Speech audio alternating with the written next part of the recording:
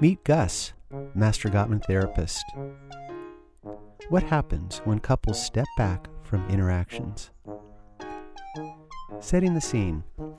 Imagine this scene. Judy and Mike are experiencing a lot of difficulty in their marriage. They decide to get some help from a therapist to figure things out and develop some new tools for managing their conflicts. Opening scene of their first visit. Well, here's the new couple in my waiting room. Hey, they're arguing already. They didn't even wait for me. Excuse me, let me show you to my office. After you, dear. Mike, grow up. We are here to help you with your obvious lack of communication skills. Oh, excuse me. I thought we were here to deal with your anger issues. Remember our last therapist thought you had father issues. No, Mike. She said my unresponsive, blaming father was, well, just like you.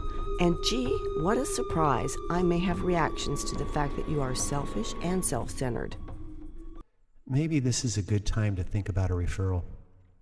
Let me stop you. Let's get into my office, then I'll get both your stories. They walk into the therapist's office. The therapist hears one complaint after another and thinks, yikes, this is a case for Gus, Master Gottman therapist.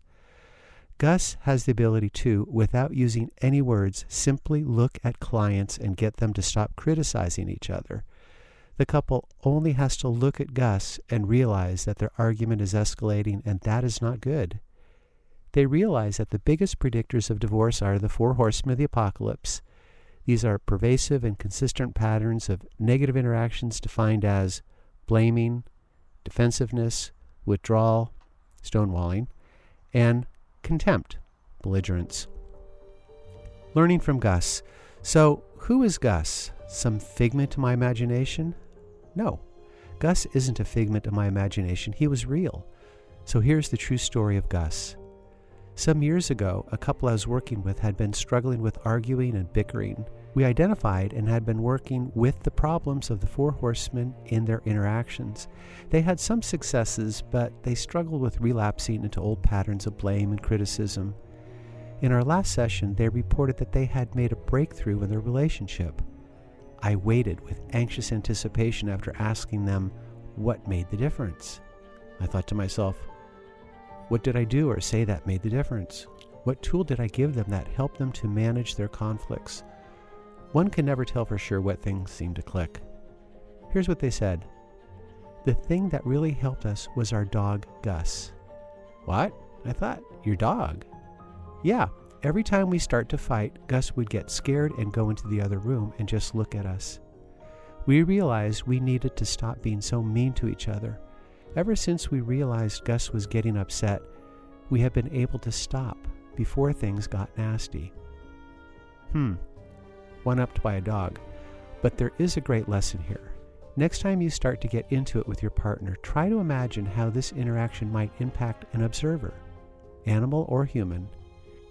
It is looking in from what a psychologist would call the observing ego, an ability to be detached, stepping out of oneself to observe from a neutral stance.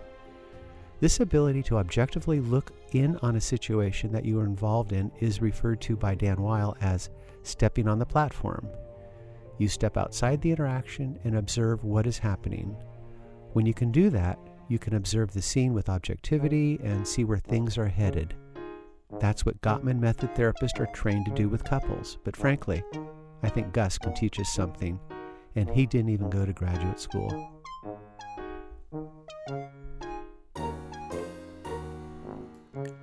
Hi, this is Dr. Navarra. I hope you found this video useful. If so, please hit the thumbs up button and pass the word. If you would like to receive the latest notifications of relationship tips, hit the subscribe button. Thanks.